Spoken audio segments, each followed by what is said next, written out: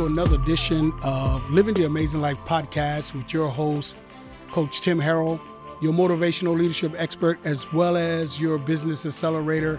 We are on episode 37, my God, and I got a special guest on the show today, or on the podcast today, my son, Terrell Harrell. Come on, give it up for Terrell Harrell. Give it up for Terrell Harrell. It's good to be here. It's good to have you on here, son. Terrell is the CEO of Creative Collective, and you are the one who produces the podcasts for me. Yes.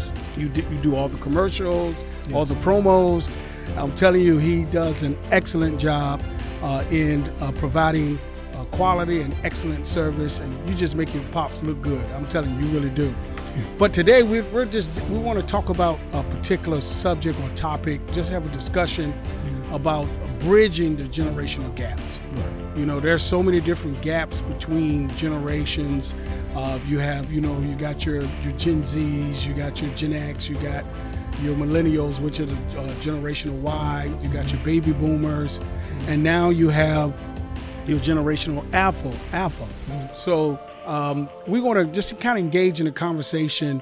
So the first thing I will start is, why is there a generational gaps, or why is there generational gaps among the generations based on your opinion? I think as we progress more in life, as like eras and times are changing, is affecting how we communicate with each other. Okay. Like for prime example, like you are a baby boomer, and I'm a millennial. Right. And by during those times, the baby boomer eras, human interaction was very, very strong. Yeah. Because y'all didn't have internet. I think I barely had telephones. Right. We had black and white TVs. So at one point in time, from which y'all told me, that at a certain time TV stopped. You know what I mean? At midnight. Yeah, broadcasting. They did like the dun dun dun yeah. dun dun Then they had something like with an Indian like crying. Yeah.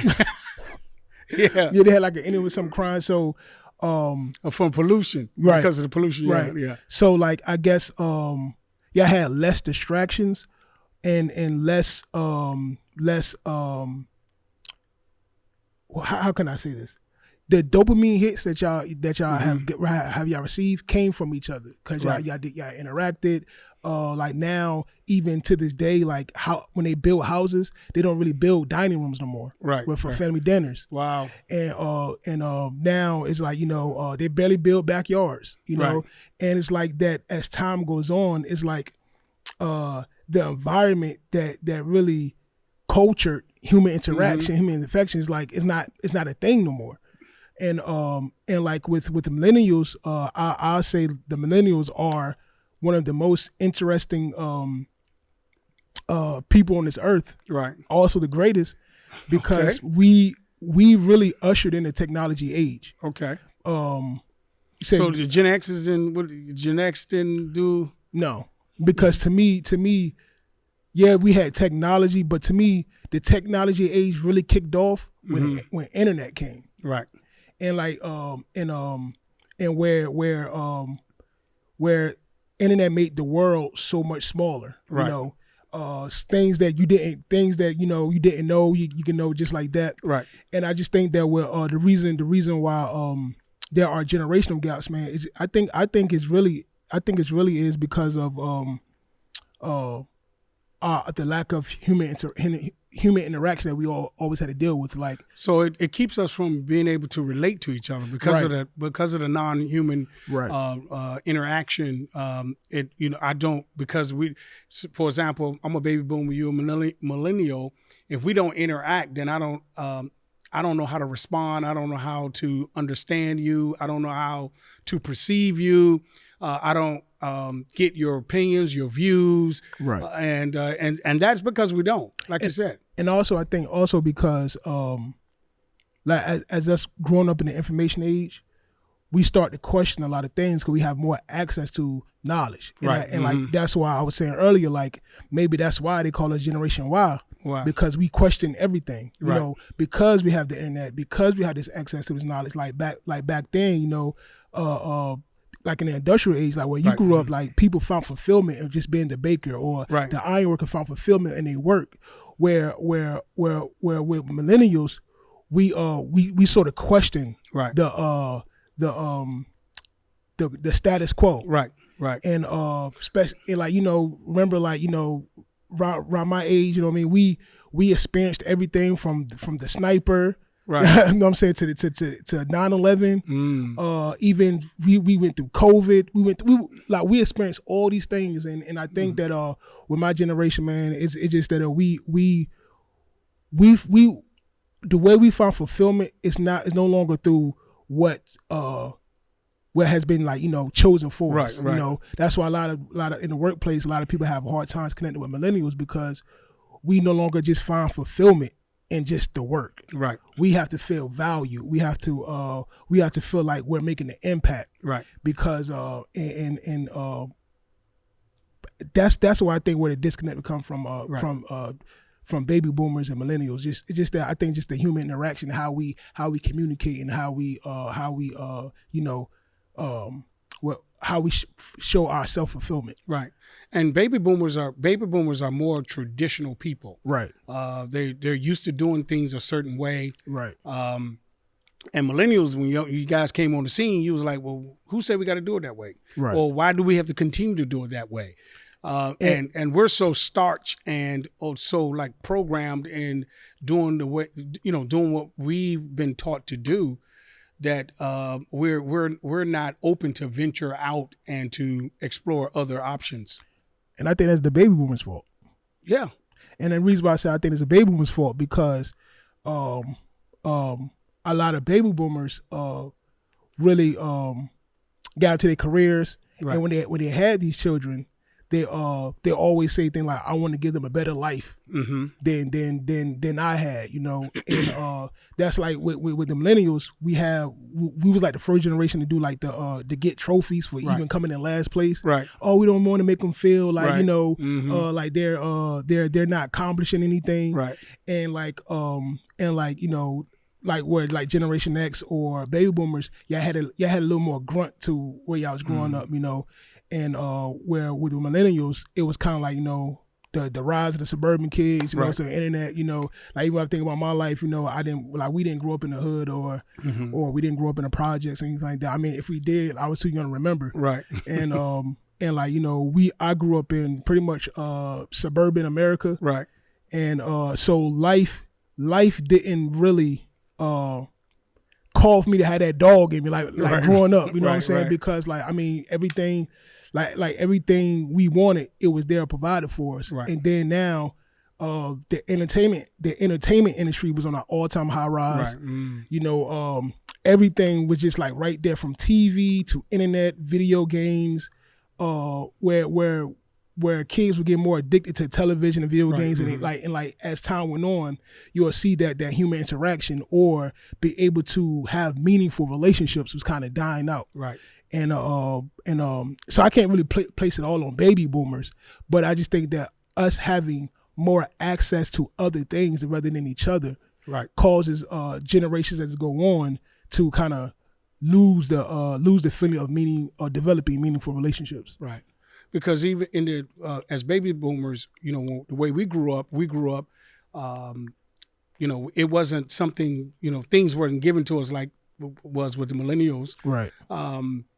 We didn't stay in the house and play video games because we didn't have no video games. Right. We were, you know, mom, you had to go outside. Right. You know, you had to do your chores, you had to go outside, and you had to stay outside all day.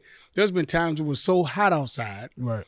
That we were just standing on the porch with a shade because it was so hot because we couldn't go inside. Right. And so it forced us to have a creative mind. We had to learn how to invent games, and you know, we built forts in the woods, and and you know, we would even take, during the snow time, we would build little tunnels, and I mean, we did all kind of crazy things. Took tricycles and made go-karts out of tricycles. Right. You know, so we were forced to create, and I think that as time went on and technology came on the scene, the Gen X, Millennials, Gen Zs are now more, of course, more technologically savvy. And that's where I think the difference is, where y'all was more forced to be more hands-on. Right. Y'all was forced to be hands-on. We was more forced to think. Right. Because like pretty much like with technology advancing, it was really no reason for us to be hands-on on a lot of things. Right.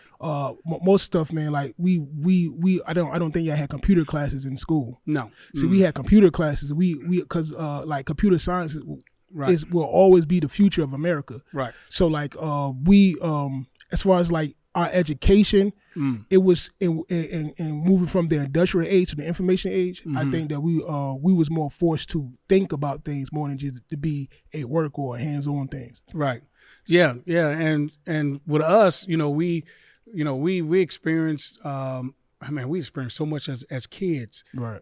Growing up, not having, and I think that's why we, said, hey, we want to give you what we didn't have. Right. Because as baby boomers, we were not privy to a lot of things that, of course, the generations that are today's generations are not. We're not as privy. But one of the things that I've learned as a baby boomer is being able to communicate with other generations and being able to sit down and listen and learn, because there's so much that you guys can teach us, so much we can teach you all. Right. And I think each generation has their own little specialty that all of us can learn from. And for me as a baby boomer to say, okay, I'm older than you. I know what I'm talking about. You young. You don't know what you still got to learn. You still haven't experienced life. Right. Yeah, I think it's wrong for me to take that approach. Right. Because there's so much that you can teach the baby boomers.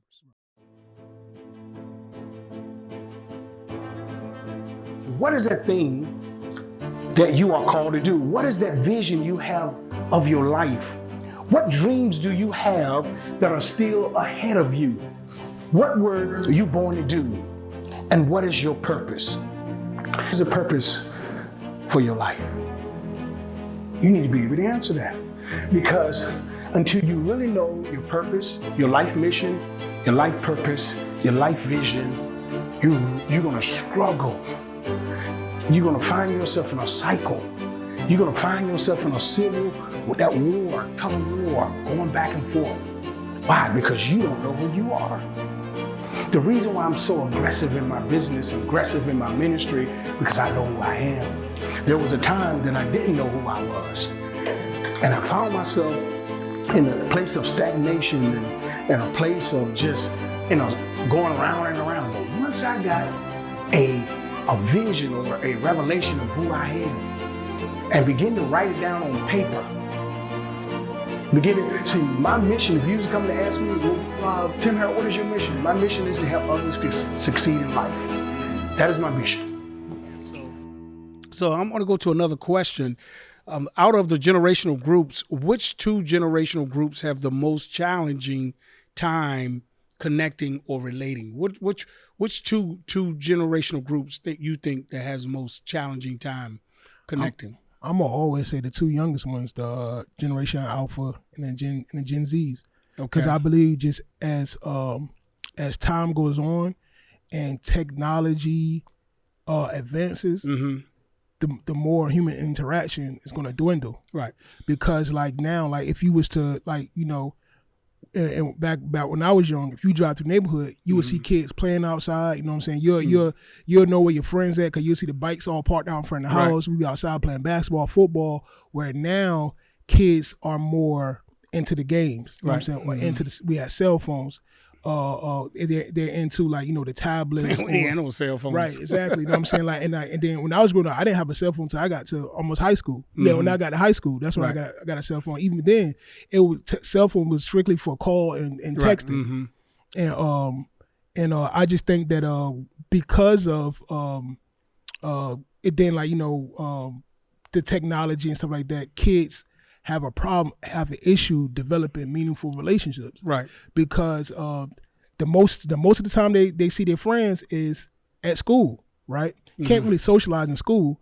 And then when you come home, you don't go to the house, y'all just talk on the phone or text like that. And like when I watch like my nieces, man, like everything, like especially with social media, like social media replaced social reality. You know what I'm saying? Because like now, when they hang out on social media. Now there are video games are mimicking social media by creating games where people can create their virtual selves and hang out in online lobbies. You know what I'm saying? Like now when kids like, yo, we're gonna meet up on the court, they actually talking about an actual game. Where you could create your own person. You could be whatever you want to be. And I think that's what the technology is good at and also is bad at. Because it don't allows this generation to figure out who they are.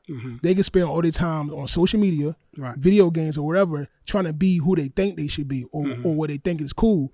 Where like I mean like kids like us, I mean we had to be ourselves because there was no filter. You know, there was no Facebook page or Instagram where I can just post a picture of myself, put a filter on it, you know what I'm saying, edit how I look or make my life look like something that is really not. If I was a corny whack dude, you just knew I was a corny whack dude because like you know what I mean. But I just think that Gen Zs and Alpha they have the hardest times because like even when I talk to kids today, man, like they can't carry a conversation. They could text all day, they could post statuses all day, but actually carrying a conversation, it's hard, man, because you know it's just that that barrier with technology.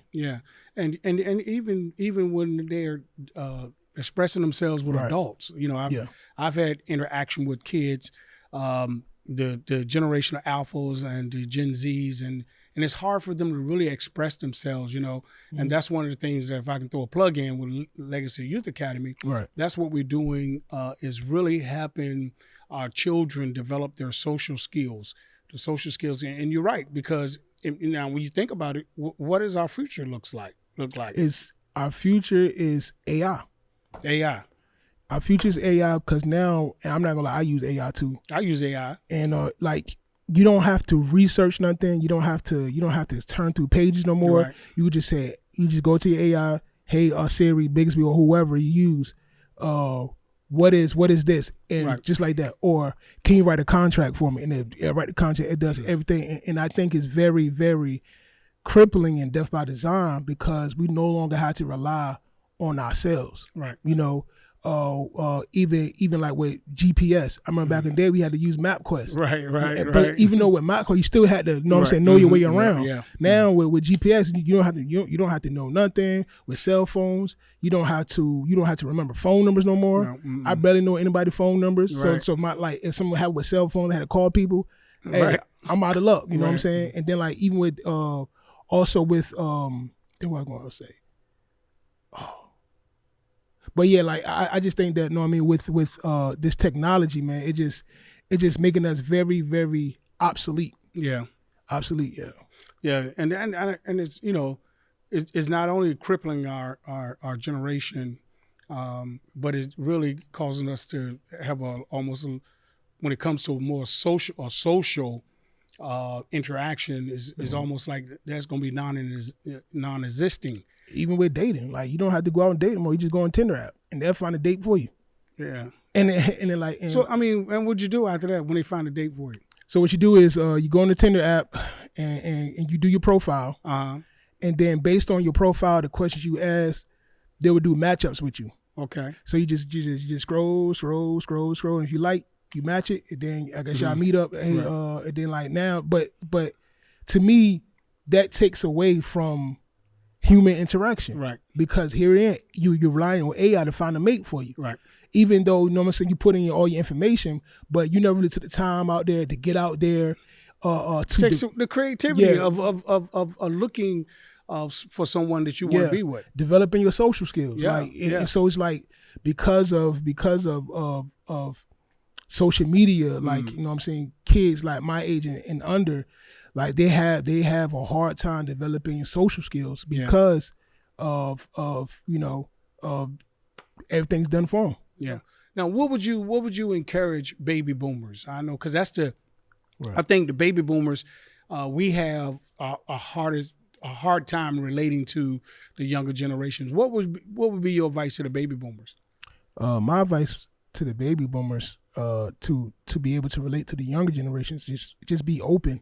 Yeah. Just be open, be understanding, and just knowing the times. Right. Like what the Bible said, knowing the times and understanding what to do. Because I think that a lot of times, each generation complain about each generation, the older people like, yo, look at them, they do this, they do that, they wear their clothes like this, you know what I mean? Now understanding that, each it's almost like as time goes on, each generation has to figure out how to reinvent themselves. Right. It's just a part of life, evolution, from to where we think, to where we talk, to how we act, because like kids today is not gonna look like how kids was back in the 50s or the 60s.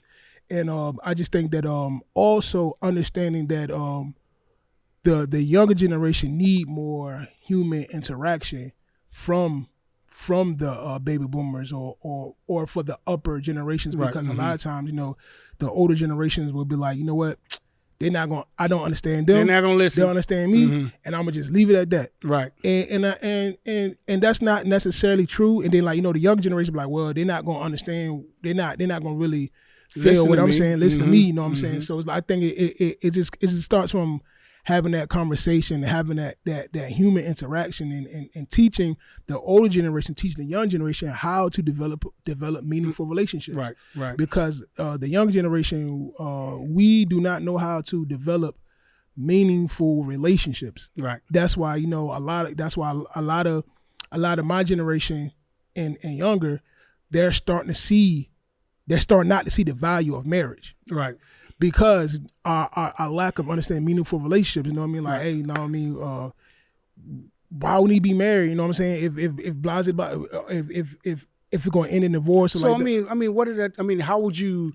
Would it be by having an example before you, or having a class, or I think how would you teach the millennials how to have a meaningful relationship? I think I think like what in the like what the Bible says, what Apostle Paul says, like become identifiable. Right. I think that sometimes when the older generation comes to teach the younger generation about anything, you can't come from a standpoint of superiority. Right. You can't come from a standpoint of like this is what I know. Come from a standpoint like just be humble. Like, hey, this is what I did. Right. You know what I'm saying? This is what I believe. And I just want to share it with you. Right. Instead of coming in like, no, this is what you need to do. Stop doing that. Because if you do that, then, we going to shut down. Because remember, millennials think that we got it all together in the first place. Right. If you just come from a standpoint of like discipleship. Yeah. Discipleship. That giving that life on life, taking the time. And I think that's where a lot of disconnect came, because now that, we had the TVs and the video games, they became our babysitters. Right. And like, oh man, go ahead. I bought them the PlayStation, I bought them whatever, and just let them do what they do while we go ahead and do what they do. Make it so much easier. You know what I mean? And I think that, but I just think that the only way I can see that the older generation connect with the younger generation is just discipleship, giving that life on life, and understanding and not being judgmental, and giving of the younger generation the opportunity to express themselves as well. Yeah, I think that's so good. I think that's important, and we should promote that more. Right.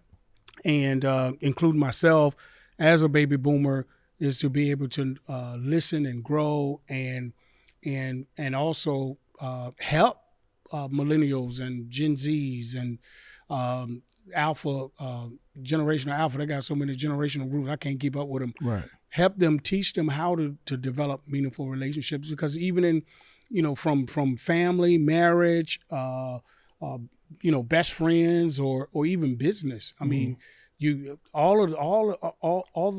I believe success is built upon relationships. Right. I'm successful in this particular area because I had a relationship with this person where I learned so much from this person that caused me to be able to use that information to be successful. Right. So I truly believe that, and that's really good stuff. And I think that is like you were saying, because you mentioned it several times about developing a meaningful relationship, and that is what you believe that's missing. That's missing. You know, you got the technology, the kids are smart. The kids know, they know how to operate computers and electronic devices, but it just don't have meaningful relationships. Right. And really, maybe that is the piece that's missing for them to really soar and be more than what they are today. So that's good stuff. That's good stuff. So we're gonna go ahead.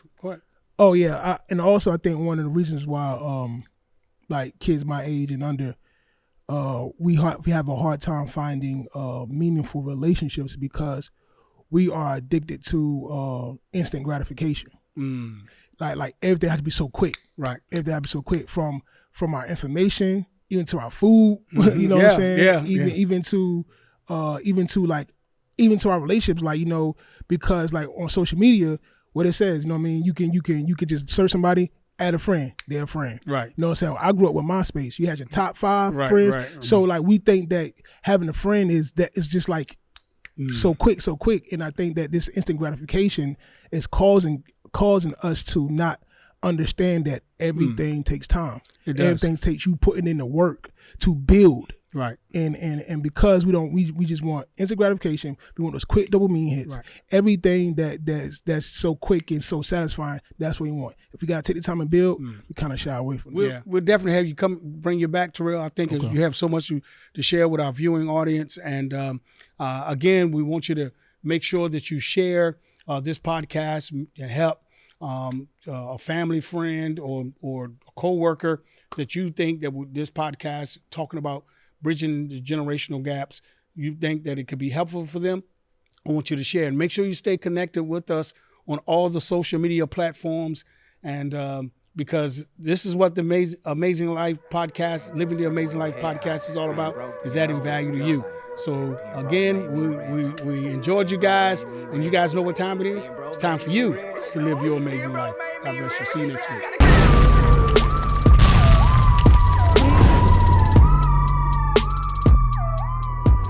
I came from being a janitor to owning my own multi-million-dollar janitorial company. And I became a very successful entrepreneur, creating wealth for me and my family to live the amazing life. I want to show you how. Meet me here every week for the Living the Amazing Life podcast, where I will show you how I help others like yourself stop working in the business and working on the business. It's time for you to live your amazing life.